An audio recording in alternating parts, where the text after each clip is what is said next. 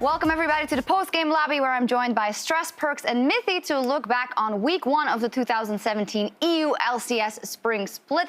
Thank you so much for joining us, gentlemen, and we're going to start by taking a look at the last series of the week, which was H2K versus Splyce.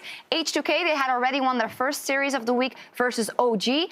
Up versus Splyce, it could have been an equal fight, but H2K dominated them. It was disappointing from Splyce, really, when you look at it. I mean, we expected so much more. H2K just tore them apart. As soon as we look at the in-game, just H2K were drawing them around the map time and time again. Big fights going all H2K's way. Is it safe to say that OG was a harder opponent than Splyce? I mean, least to be discussed, but in terms of where the gold was at 20 and 25 minutes, maybe. You're not going to offer any more analysis? Nah, I just thought it was funny to comment. That was funny indeed. Well, we saw Feberman in Game 1 going off pretty heavily. Perks, your thoughts on his performance? I mean, Game 1, the Jace. What do you think? I think he's playing really insane. Or like, he's playing really good. He's playing how he's supposed to play. He's playing, I think him and Jankos are really good mid jungle. Like together, they play really good around pressure and around where to move or when to gank. I think Jankos is like really good at ganking too. So they're a really good duo, I think. And that's why they will be a really strong team. Jankos was also player of the series, especially awarded by Perks also. So he'll thank you for that. One final thing maybe about Splyce. We saw them in their first match. Really not a good showing, Mithy. Why do you think that was and how do you think they can evolve? I think they just got frustrated as soon as they lost their first 1 or 2 kills, but I really thought Splyce was going to put up a better showing than what they did today. I think in Game 1, like draft was not so well done by Splyce, so it's like kind of an excuse for them to lose the game. But I think in Game 2, the draft was pretty good and they had like everything they needed to win the game. Was just they had a good comp, they had a good 1-3-1, they had good after level 6, but they just fell too far behind. And after level 6, they did some poorly plays. Half a beyond like Katarina. He didn't play the matchup as he was supposed to play, I think, and he tried to force too much, so he got punished for it. And I think after that, it was really hard for him to come back. So mid-jungle of H2K was just pressuring them up. Much stronger in the first week. Splyce will have to go back to the drawing board. I do want to highlight another matchup we saw here, the very first one of the week. G2 Fnatic. This is now 2 days ago for you guys, 2-1. What were your thoughts, Mithy, now that you've had some time to think about it? That's exactly my thoughts. That's really exactly my thought, because I really didn't, like, the games were so messy, there was so much action, and it was really... fun to watch, though, if you guys want to rewatch it. It was really fun to play, too, actually. I think, for me, it was like I was extremely nervous this series, and here I'm seeing myself getting a bit outplayed. But here, in my excuse, I didn't know I was in turn range, so there was like someone played the turret to be a bit longer range. Right. So that's a bit unlucky. And overall, the series was really insanely hype. I think both midlaners were like kind of nervous because I played really bad, or I played good after lane, but I played really poorly. And Caps didn't play at his level, what he's usually used to. So it's like... Caps is better, is you're saying? Caps is better than what he did? Caps is really insane, but he just didn't show it yet. I'll write that down on our list. That's a good meme. And I think Game 2 and 3 were like so messy, so I had no clue what was going on. Yeah, well, we were even you guys did win. To the old Fnatic backdoor with the rise from Caps. You've heard, Perks, your thoughts on Caps. Mithy, quick thoughts on Jez's return to the Rift? Oh, he played well in those games. They had a bad matchup every game, and they did fine. But the matchups, like I was saying earlier, like when we were talking about matchups on bot lane, they just had a bad matchup, and at some point they lost their tower. But he did fine overall. All right, well, it was a very interesting one to watch. If you're going to rewatch one of the matches this week, you should certainly watch Fnatic G2 again. And another one we want to highlight is the Unicorns of Love versus Vitality. Just because the Unicorns of Love, they had a game plan and they broke the mold in terms of picks and bans. Again, trying to break a little bit of the meta game we had in the 10 pick and ban phase, at least for the Unicorns. You know, they let the Rengar through, picked the Ivan, picked a bunch of shields in response. And Unicorns always exciting and did not let anything down against Vitality. Unicorns of Love 2-0 in their week. We had a post-game interview this week also with Feberman of H2K, who said that Unicorns of Love were very, very good, possibly second best in that group. Perks and Mithy, what do you guys think? Well, we haven't played Unicorns much in Screams, I think, but I think they are a good team, like really good team. And they have good players on every role. I think Xerxe is a good jungler. Like, he's surprisingly good for a rookie. He's not like, he doesn't play as like any rookies like Contract, who was like carrying alone by solo queuing. But I think Xerxe is like a more controlled jungler. He plays like really smart and really good around the pressure. Mithy facepalmed at that Camille. Oh my God! I didn't watch that game. Like, oh, that hurt. Oh, Yeah. it felt like a stab on. Well, Vizicachi was the player of the series also in that one. He did get his hands on Camille in game 2, so that's always good. Short, maybe Vitality. Where do you guys see that team going this split? It's always strange, right? Like you always think, oh, Vitality, they're gonna be so good, and then they end up 7th place. So maybe it's safe to say 7th place now. I'm not sure. Maybe Hachani can whip him into shape as we get further, but still a lot more to see from Vitality. I heard for that sure. Hachani is insane. So Yeah. so maybe he can bring the team and teach them all how to play the roles, and then when everyone knows how to play the roles and how to pressure with the map and how to not play for kills or play for outplays like Cabocher is trying to do and play for pressure and smart play, I think they can be a good team. Yeah, Because they have good players. They have good players. We have a lot to look forward to. All the teams are evolving. We're going to take a look at the standings after 1 week of competition, as they are ranked in terms of series wins. G2 has 2 of those for now. H2K has 2 of those. Then Misfits, Unicorns of Love, each one, and the rest of the teams don't have any wins yet. What is standing out for you for the standings for now? One thing standing out, it doesn't quite come from the standings, but Misfits a little underwhelming in their first performance. Giants looked a lot better than people were giving them credit for, so we need a couple more weeks of play to see exactly where the newcomers to the EU LCS can find themselves later on in the split. Mithy and Perks, when you look at these standings after week 1, is this somewhat to be expected, most of the things? I think it was pretty much like drawn out to be that way. I mean, if we can safely assume that we were going to win our game, right? Yeah. Then yeah, I think that's probably like what everyone wrote off for the standings to be if G2 would win the first game. All right, well, all plans so far. Look forward to what's coming up in week 2. It's a super week because we love those and we miss them so much. So many games, and let's see at G2. You guys are facing Misfits, so how do you think that's gonna go? They are the new and coming quite hyped team.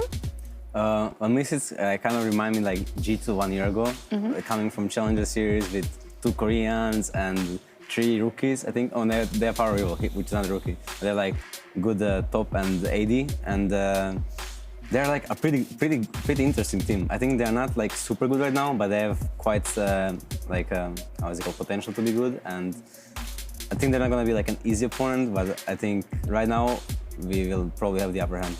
I actually didn't realize until now that I'm playing against my whole team, like my whole old team from Origin. Yep. Until now that we're actually all in the same group. Yep. It's kind of funny. Yeah. I just wanted to Something to look forward to. Another funny thing to talk about. So funny.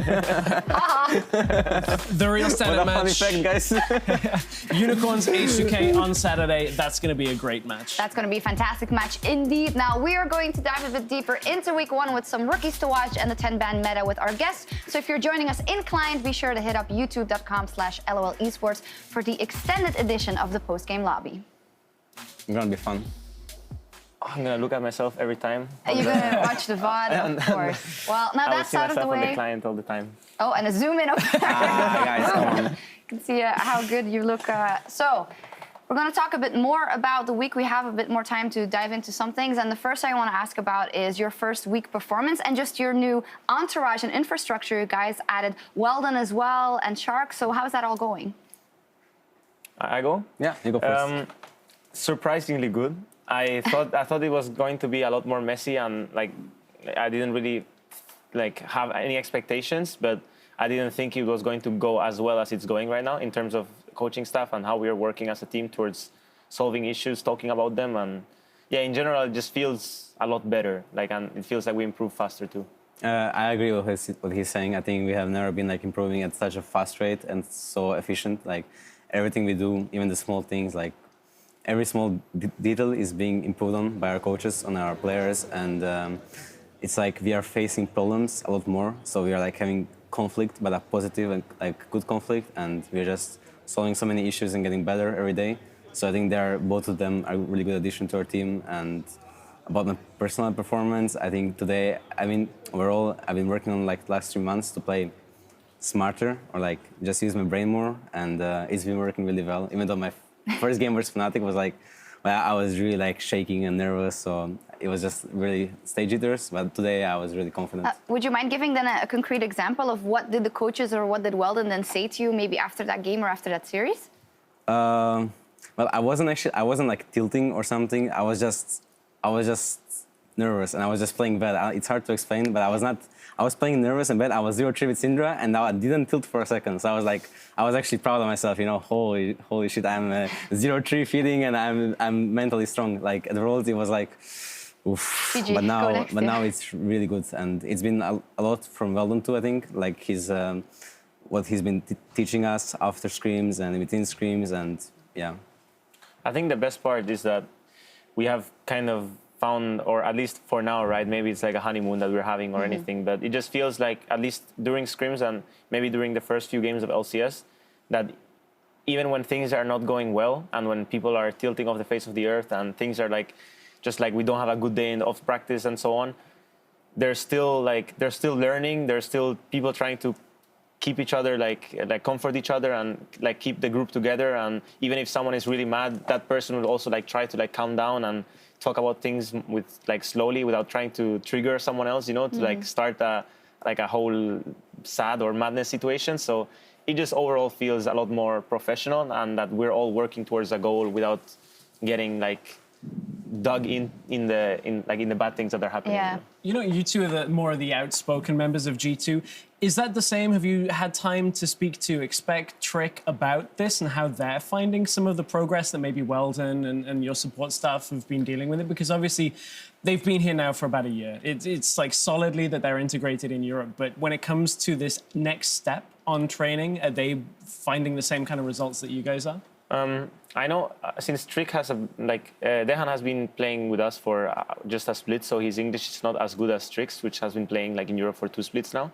So I think Trick has an easier time than Dehan, because with Dehan we have to translate some stuff and have Trick translate for Dehan a little bit, even though he knows, like he understands like pretty much all the basic. But once you talk about like More some psychology stuff that yeah. Weldon starts talking about chemistry and stuff with us, you know, on the whiteboard, then pulls out his phone and yep, let's translate this word and this word. Yeah, but usually I think it's going well, and as long as we keep trusting and hopefully things keep going well, and even if we lose, we kind of like just keep our mental strength together and try to work on things to improve on. And if we keep that mindset, like maybe, like I said before, we're in a honeymoon pace, and at some point it will just everyone will just explode and everything will go wrong. But for now, it's going well, and we will just try to keep it going how it's going. I know you guys are focused in the moment, but just to put the fans at ease there, if you can say anything about it, obviously our big storyline is here. We know that G2 is good, and they should be good again domestically, but they're already thinking about those international events and that performance, because that is kind of the big blemish on your record so far. I know you said publicly, hey, we're focusing on the split and winning the spring split. So how much is that something that lives, or how much is that something that you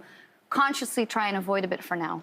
Well, for me, it's since my performance at Worlds was really catastrophic, and our team's performance too.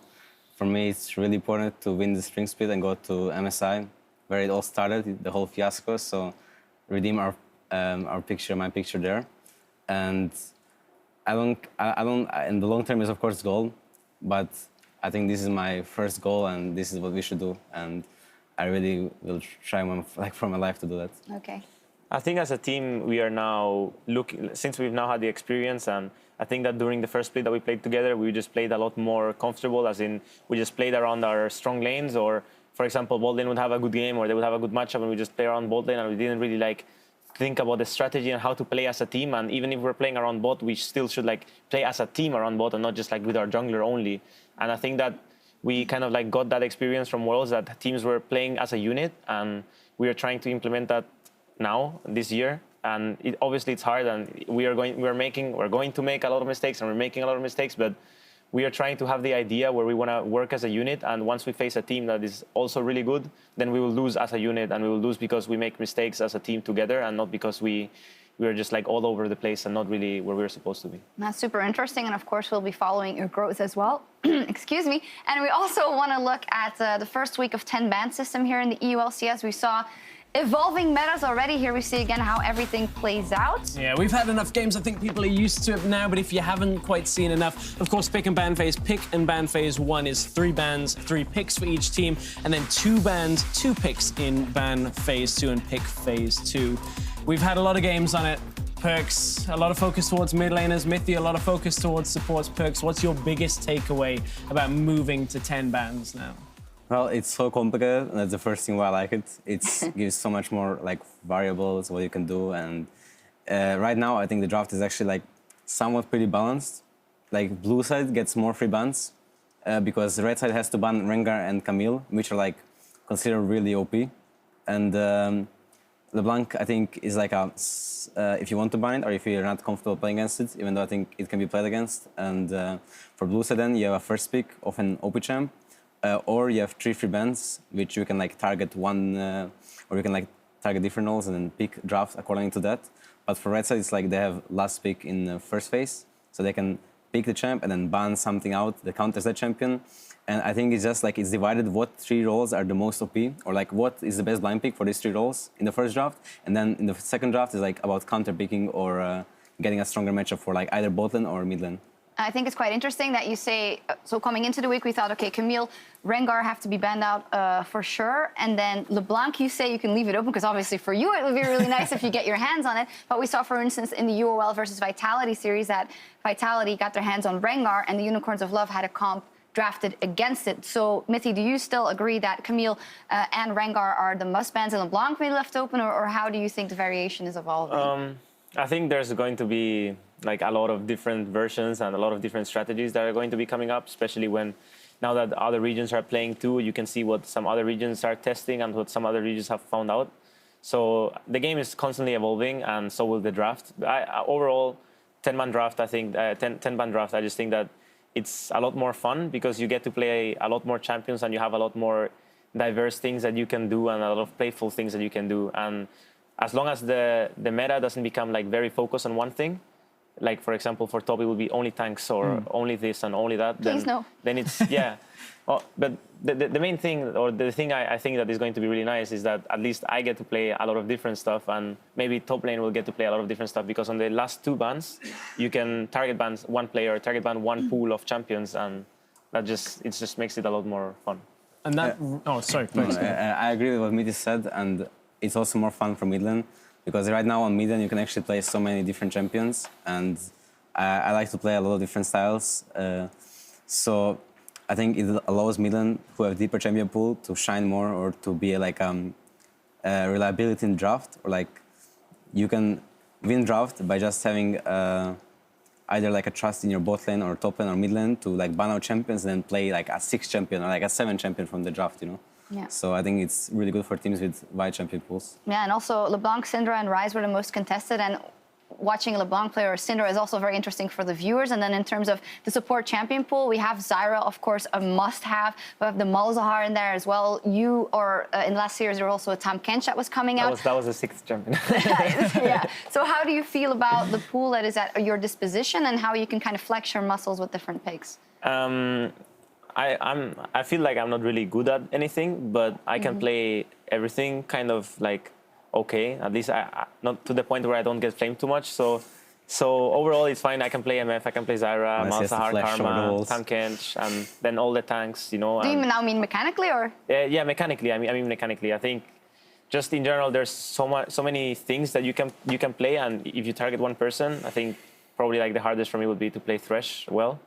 But yeah, I think just baiting people into playing Thresh. In general, it's just more fun because I get to play a lot of different stuff, and it's just not like Braum, Tahm Kench, Braum, Tahm Kench, Tahm Kench, Braum, like it was before. All right. I'm interested to know, we had a lot of people say, oh, red side looks very, very strong with the number of, first bans, first picks they get in phase 2.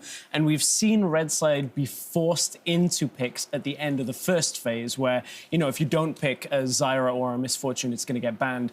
What are your thoughts, Perks, on the strength of red side and blue side? Because everybody's still picking blue for first pick.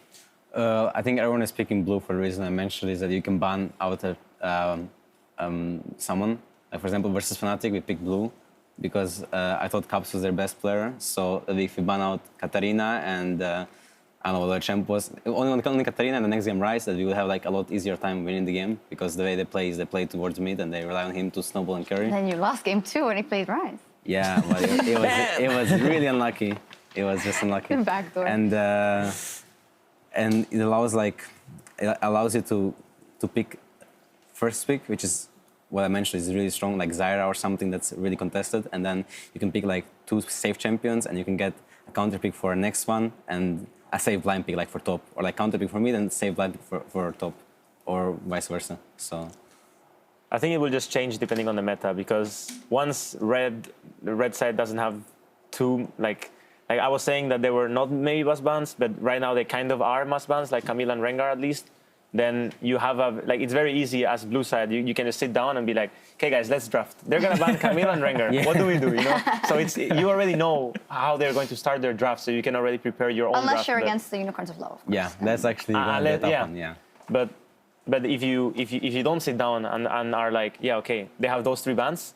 We have 3 bans to play with. We have the first pick. We have this or that. You know, it's much easier to prepare on blue side. That's why teams are liking that side more. But once maybe those champions are not banned every game, then I think red side also has a lot of strengths, because you have the last pick, so you can take a champion. Like for example, you can take Zyra on the last rotation of the first rotation of champions. You can take Zyra and then you can ban MF, for example, and then they're like, oh shit, no, he got Zyra and now we can't play MF into Zyra. So there's things you can do on red side too that are also very good, but. Right now, since it's very telegraphed that the red side team is going to ban at least 2 champions, it's much easier to... TLDR, we're all happy with the 10-ban system, it seems like? Yep. Yeah. Okay, awesome. I also heard you talking about Caps, and we do want to also keep an eye on the new EU LCS talent, and it is Caps. Of course, Caps has some experience in the Turkish league as well, and he just seems to be fitting in really, of course, we're going to look at this again. Sorry, He's so insane. He just knew the turret was going to hit me there, so he just flashed him. So talk me through, what do you think the good things are about Cap so far? In lane, he seemed to be quite good, but you then mentioned that you had a better time getting into the game macro-wise. So give me your opinion on Caps. I think in lane, in scrims, he was really, really good. I think on stage he was a bit nervous, so I had an easier time, or I should have had an easier time, but I didn't. And I think he's a really good mechanically, talented gift player, how you want to call it, because he spams a lot of games and he just he plays the matchups very well.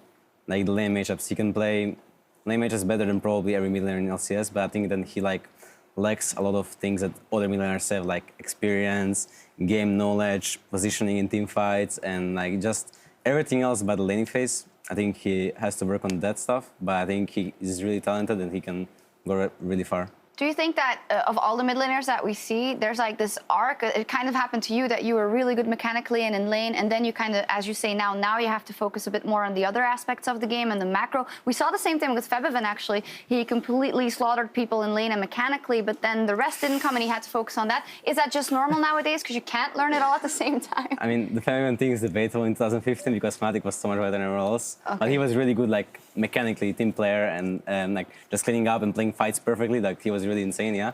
But I think you're right. What you're saying is last year I was focusing more on myself, individually. I wanted to be so fucking good that I can win versus everyone with my eyes closed, and it was not a good mindset to have, obviously, for a little cocky kid. And and then after Worlds and everything, even before Worlds, I already started thinking of more macro, more brain, using my brain, etc., etc. But it just, I don't know, it was a really bad tournament for me. And after that, I spent a lot of time just focusing on myself, not the mechanics part and everything else, which made me grow and improve a lot.